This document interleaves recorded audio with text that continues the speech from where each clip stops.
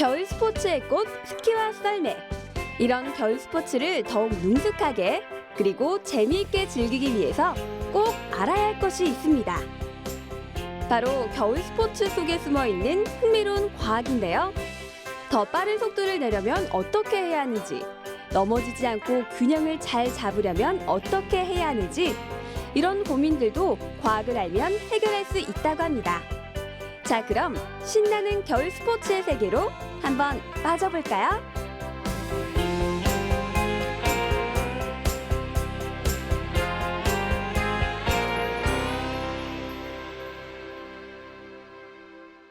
춥다고 방 안에만 계신 분들 여전히 많으실 텐데요. 그분들에게 전해드릴 만한 희소식이 있습니다.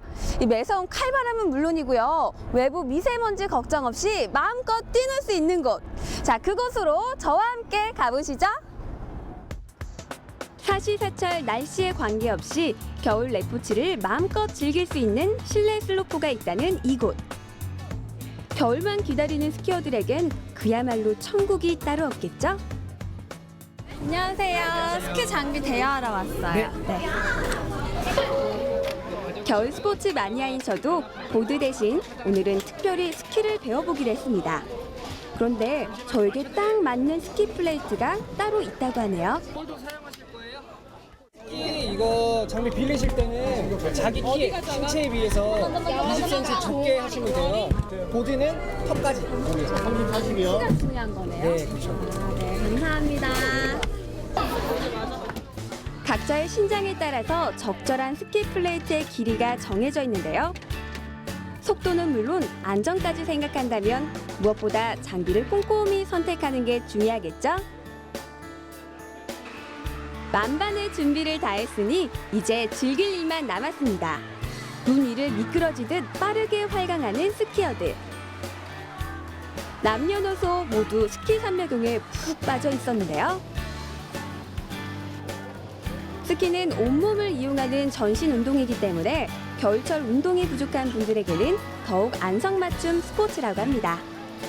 그런데 이처럼 스키가 서론 위를 빠르게 질주할 수 있는 힘이 바로 과학에 있다는 사실 알고 계시나요? 네, 스키를 타게 되면 이 무게가 가해지면서 압력이 가해지죠. 그러면서 마찰열이 발생을 하게 됩니다. 그래서 열에 의해 그 눈이 상태 변화가 일어나서 물로 바뀌게 돼요. 그렇게 되면 눈이었을 때보다 물이었을 때 마찰이 적어져요. 마찰 개수가 적어지기 때문에 조금 더 잘 미끄러지게 되죠. 마치 비 왔을 때 차가 미끄러지는 것과 같은 원리로 스키가 잘 나갈 수 있는 것입니다. 단언컨대 과학 없이는 불가능한 운동 스키. 스키에 작용하는 과학 원리는 복빙 현상과 마찰열이 대표적인데요. 복빙 현상이란 얼음의 압력이 가해지면 녹는 점이 내려가서 물로 변했다가 압력이 사라지면 다시 원래 상태의 얼음으로 돌아오는 과정. 즉, 날과 얼음 사이에 마찰이 발생하면서 형성된 수막이 스키가 움직이는데 윤활유 역할을 해주는 것이죠. 그런가 하면 스키 경기는 속도 싸움이라고 볼 수 있는데요. 1000분의 1초, 이 간발의 차이로 동계올림픽 메달의 색이 달라지기 때문이죠. 스키의 속도를 좌우하는 비밀, 바로 뉴턴의 운동 법칙에 있습니다. 일단 출발하고 나면 가만히 있어도 계속 밀려나가는 것은 관성의 법칙 때문이고요. 이 상태에서 다리에 체중을 실어서 힘을 가하면 속도가 더 빨라지는데 이때 작용하는 것이 가속도의 법칙. 그리고 작용과 반작용의 힘 때문에 눈을 지그재그로 밀면서 나아갈 수 있는 것입니다. 이 원리들을 이해한다면 스키를 보다 안전하고 재미있게 탈 수 있겠죠? 우리 친구 이렇게 실내에서 신나게 스키 타니까 기분이 어떤 것 같아요? 스트레스 쌓였던 게 풀려서 좋은 것 같아요. 밖에서 타는 건 조금 길긴 한데 안에서 타는 것도 재밌는 것 같아요. 그만큼의 스릴을 느낄 수 있어요. 여기가 좀 더 야외보다는 춥지가 않고 따뜻하게 좀 즐길 수 있는 게 좋은 것 같아요. 많은 분들이 따뜻한 날과 추운 날 중에 언제 스키를 타는 것이 더 좋을까 하는 궁금증을 한 번쯤은 가져봤을 텐데요. 사실 스키 타기 좋은 날은 따로 있습니다. 설질은 온도에 따라 변하기 때문에 눈의 마찰 개수가 가장 작은 섭씨 0도 안팎일 때가 최적의 조건. 따라서 스키나 썰매를 타기에 가장 좋은 바깥 기온은 영하 2도에서 영상 4도 정도라고 합니다. 스키에 대한 과학 원리도 제대로 배웠겠다. 이제 설원위의 스릴을 만끽하러 나섰는데요. 때마침 강습 시간이라 저도 함께 배워보기로 했습니다. 위쪽으로 올라갑니다. 앞이 벌어지면 안 돼요. 앞이 V자가 되면 안 된다니까. 앞이 되면 안 돼요. 자, 제자리가 움직여보세요. 제자리. 슬로프를 걸어 올라갈 때는 옆으로 서서 스키를 11자로 움직여야 하는데요. 앞으로 살짝 구부러져 있는 스키 부츠 각도와 상체 각도를 평행하게 맞추는 게 기본 자세. 그리고 무릎을 굽혀서 무게중심을 낮추면 넘어지지 않고 잘 탈 수 있습니다. 결국 넘어지고 말았는데요. 하지만 잘 넘어져야 부상도 없다는 사실. 저처럼 다리를 모아 옆으로 넘어지는 것이 올바른 낙법 자세고요. 다시 일어설 때는 스키를 11자로 놓고 몸의 반동을 이용하면 쉽게 일어날 수 있습니다.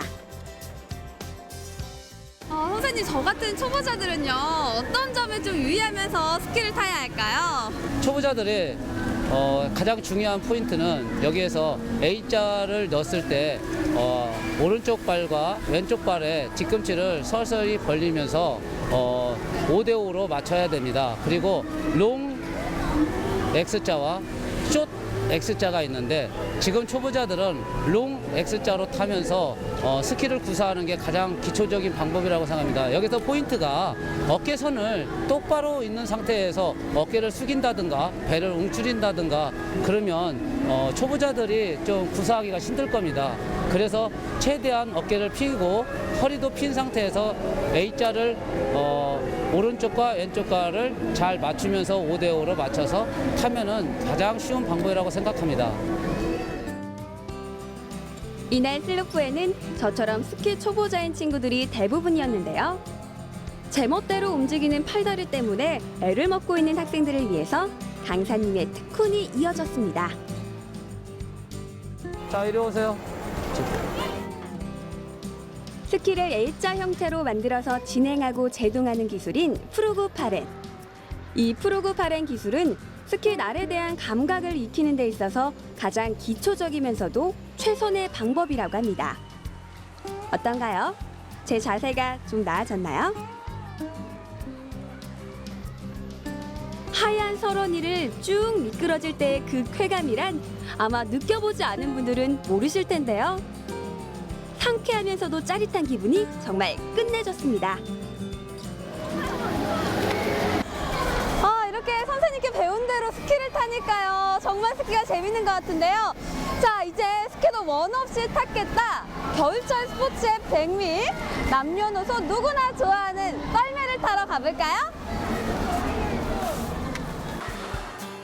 겨우내 꽁꽁한 얼음판이나 수북이 쌓인 눈 위에서 유용한 이동수단으로 사용됐던 썰매.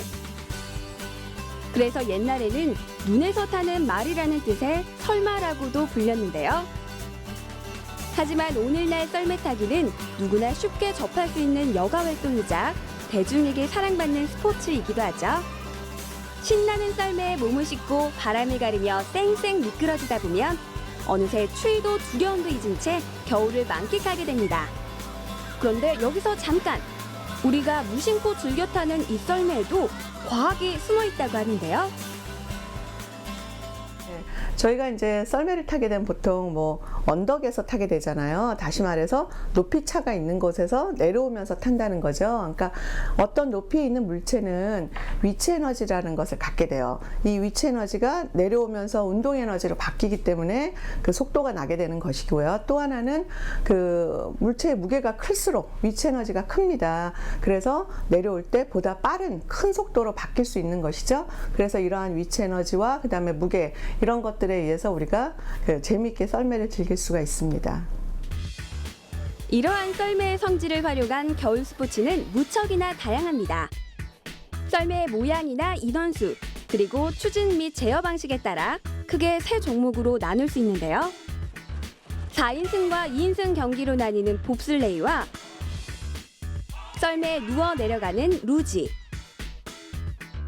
그리고 머리를 정면으로 한 채 엎드려 타는 스켈레톤 등 닮은 듯 다른 매력의 이 썰매들은 모두 최고 시속 130km가 훌쩍 넘는다고 하니 자동차의 시속과 맞먹는 속도죠.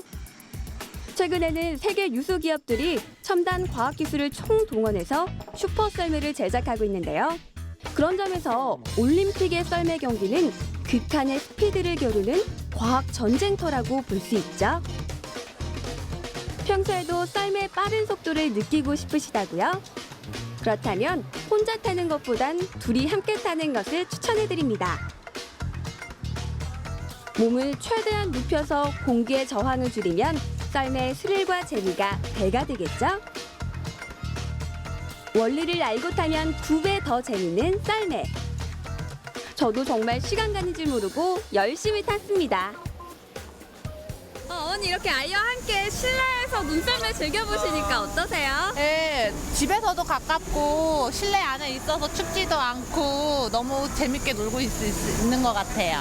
우리 아이도 많이 즐거워하던가요? 네, 아이도 별로 슬로프가 높지도 않아서 무섭지도 않아 하고 재밌게 잘 타고 있어요. 혼자서도 잘 타네요. 일단 날씨가 추운데 실내에서 이런 거를 즐길 수 있다는 게 조금 되게 안전하면서도 되게 좋은 것 같아요. 많이 춥지도 않고. 재밌어요. 진짜 춥지도 않고 좋아요. 또 다른 썰매장. 이곳에선 셋이 뭉치면 3배 더 재밌다는 튜브 썰매 인기가 대단했는데요. 3개로 연결된 튜브가 가파른 경사면을 타고 내려가는 쾌속 활강은 그야말로 상상 초월. 정말 짜릿해 보이죠? 지금 되게 높이 올라온 것 같은데 안 무서워요? 안 무서워요. 둘이 탈 거면 언니도 같이 껴가지고 셋이 같이 타도 돼요? 네. 그래 돼요? 생각보다 빨라 보여서 도저히 혼자서는 못 하겠더라고요.